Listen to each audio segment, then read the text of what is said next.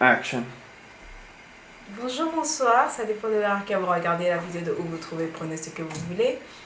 Alors, bienvenue sur ma chaîne. Alors, si vous êtes nouveau, alors s'il vous plaît, abonnez-vous. Comme ça, vous allez recevoir les notifications à chaque fois que je vais faire une vidéo. Et si vous êtes déjà abonné, bien merci, bienvenue à la maison. Alors, aujourd'hui, je vais vous parler de quelque chose que personne ne sait de moi. Quelque chose dont je n'ai jamais parlé. Je crois que maintenant, à ce point, il y a une seule personne qui sait. Une seule personne.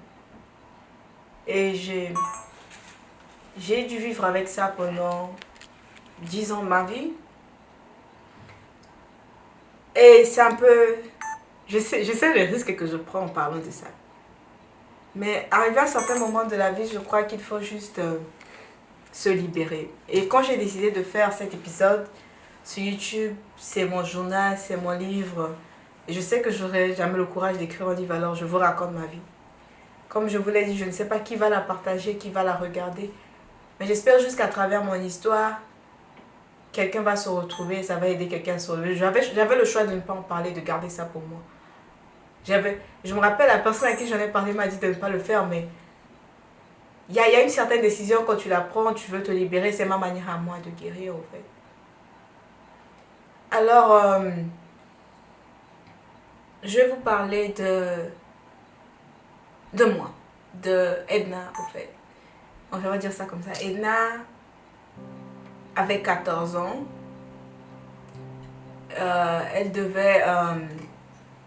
était malade. Comme je vous l'ai dit dans ma vidéo précédente, j'ai expliqué mon état de santé. J'étais malade et ce jour-là, j'avais le paludisme ou quelque chose. Le paludisme, je ne me sentais pas bien. Et ma mère travaillait travaille encore pour les Nations Unies. Ils ont une clinique là pour leurs employés. Quand ils sont malades, quand leurs enfants sont malades, ils les amènent pour des soins, en fait. Et il y avait un docteur là, qui travaillait là-bas. Je ne sais pas s'il travaille toujours là-bas. Il s'appelait docteur Abaka. Et cette clinique était située, à ce temps, c'était situé au 36 Villa. C'était au 36 Villa, juste derrière le CNEPS. Il y avait une construction là. C'était une maison, ils avaient loué, ils ont aménagé ça comme une clinique. Et c'est là-bas que je faisais soigner. C'est là-bas que j'allais prendre mes prescriptions. Quand on ne se sentait pas bien, c'est là-bas mes parents nous envoyaient. Et ce jour-là, c'était un matin. J'étais habillée en rouge. C'était un complet pain et j'avais mis une chemise pain et une culotte au pain que une de mes tantes couturières l'avait fait pour moi. Et j'avais pas vraiment j'avais pas de sein à l'époque. Mes seins sont sortis très tard. J'avais tout petits seins. Mais j'avais mis des petits body trucs que les filles mettent là, en bas du haut. Et j'avais des tapettes marron. Je me rappelle exactement de comment j'étais habillée. Et mes cheveux, j'avais fait des nattes au milieu là, qu'on attrape, je suis comme un chien. Et j'étais malade. Ma mère me disait d'aller à l'hôpital au fait pour voir docteur Abba car je ne me sentais pas bien. La nuit, je ne dormais pas bien. Mon ventre me faisait mal. Je suis allée à la clinique le matin. Le chauffeur faisait la randonnée le matin. Le chauffeur déposait. On avait deux voitures.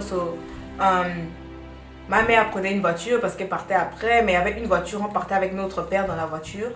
Et le chauffeur devait déposer les autres à l'école.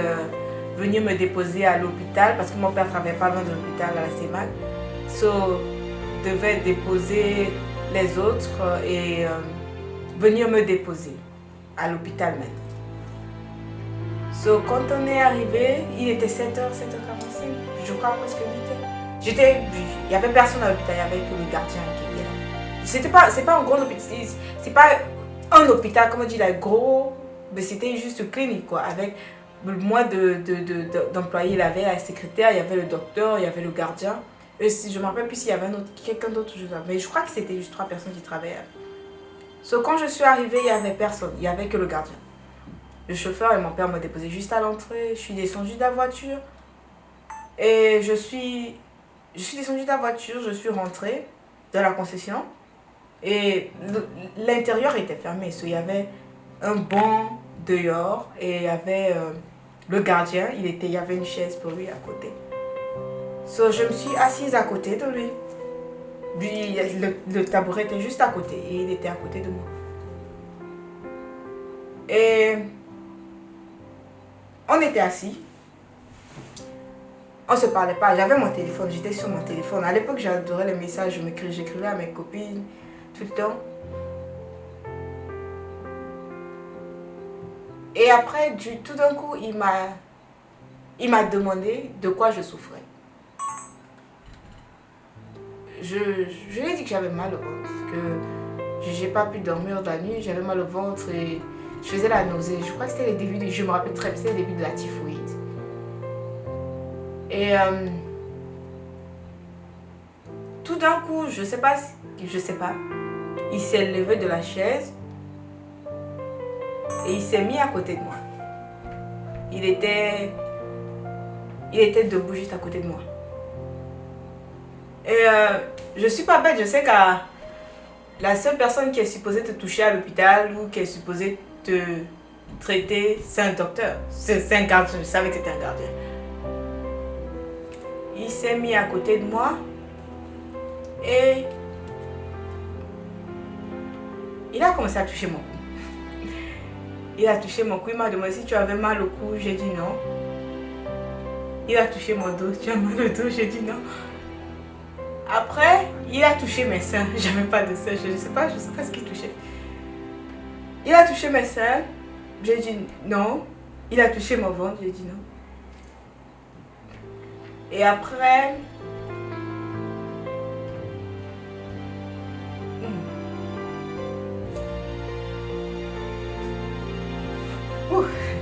et après il s'est mis à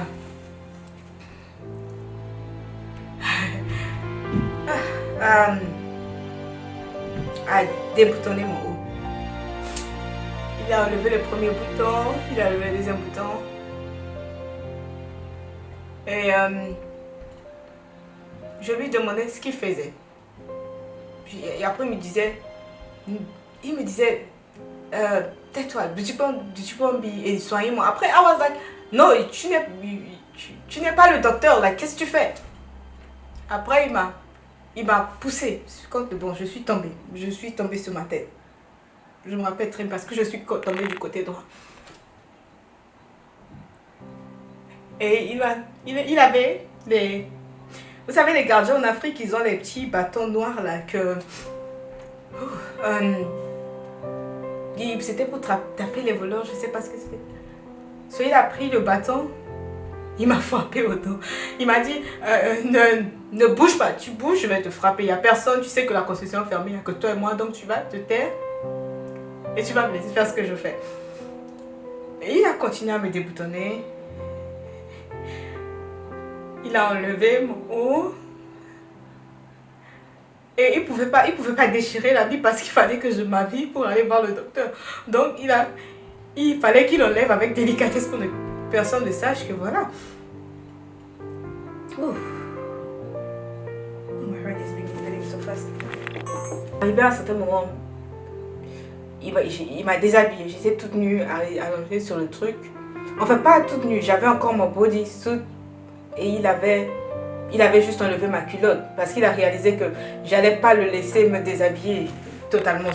J'avais des ongles, je commençais à le gratter, je le mordais.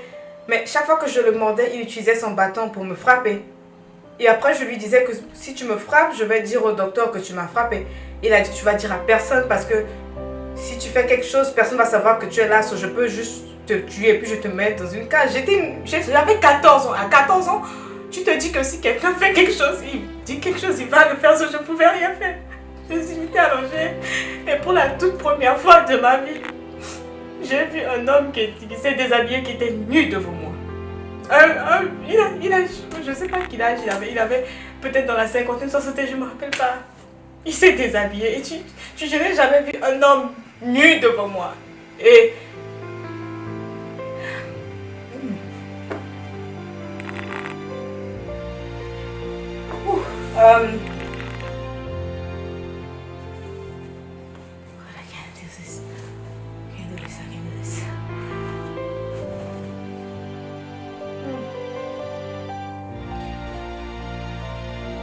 Et après, juste au moment où j'ai commencé à pleurer, je pleurais tellement fort. Et il a attrapé ma main, il a poussé ma main contre le banc. Et il y avait Le docteur, juste à ce moment, il y avait le docteur qui était dehors, qui klaxonnait. Il n'arrêtait pas de klaxonner.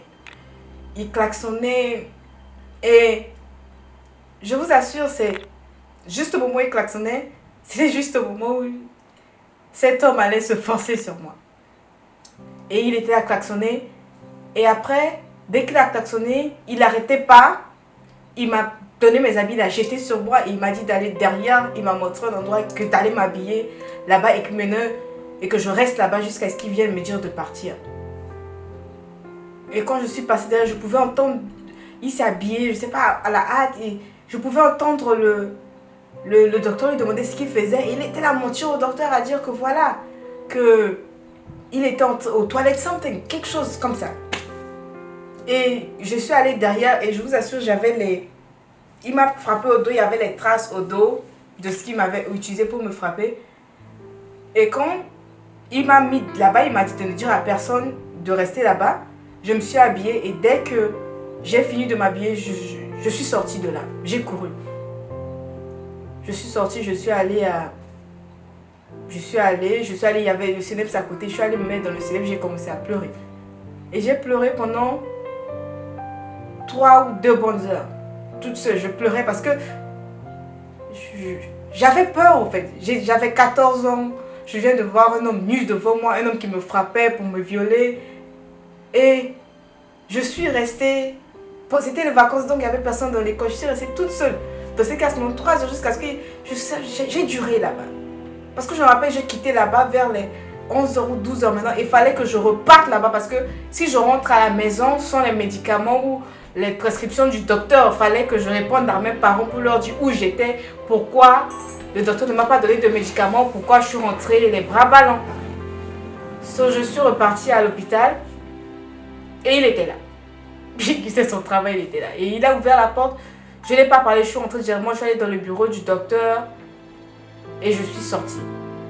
Je suis rentrée à la maison et j'ai gardé tout ça dans moi pendant 10 ans. 10 ans de ma vie.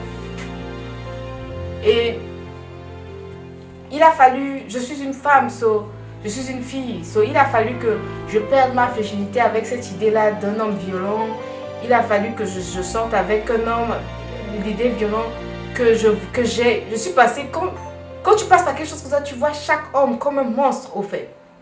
Tu vois, si tu donnais de la valeur au sexe, tu te dis mais ça vaut rien parce que si quelqu'un d'autre me viole maintenant et qu'il prend ça, personne... Like, à 14 ans, il fallait que je pense à ça. Je ne voulais pas penser à ça, il fallait que je pense à ça.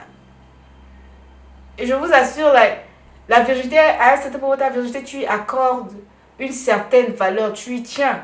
J'ai accordé de la virginité à ma valeur, mais c'est pas comme une personne qui n'a aucune idée, qui s'est jamais fait toucher, qui s'est jamais fait violemment poussée par un homme peut accorder la même valeur à la virginité qu'une femme qui s'est fait violer ou qui s'est presque fait violer, qui a été sauvée par le coup de belle ou que je sais pas quoi. Et je vous dis, jusqu'à actuellement, je me rappelle du visage de cet homme et je sais que même si je le vois parmi les foules, je vais reconnaître son visage, je vais reconnaître son corps, sa corpulence, tout et tout.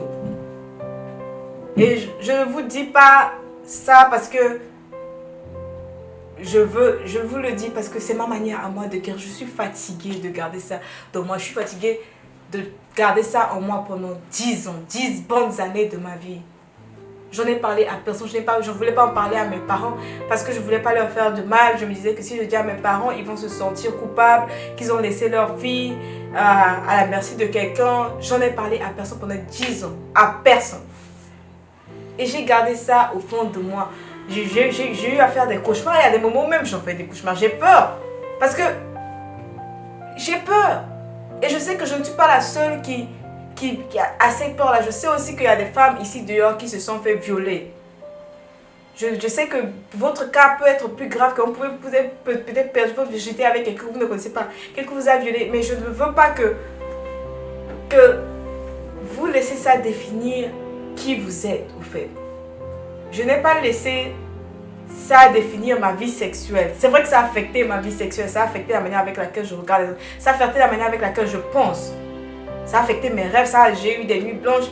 Il y a des moments où j'y pense, il y a des moments où je m'en veux à moi-même de ne pas en avoir parlé. Je me suis dit, des fois je me dis, mais peut-être qu'il a eu d'autres victimes, peut-être qu'il a eu à violer d'autres filles, peut-être que si j'avais parlé, peut-être qu'il y avait au moins, il aurait pu être en prison, il aurait pu être abattu, ou mes parents auraient pu faire quelque chose, parce que je savais que mes parents auraient pu faire quelque chose, il aurait pu l'envoyer en prison, il aurait pu lui faire quelque chose, mais je n'ai rien dit, j'ai gardé tout ça au moins pendant toutes ces années.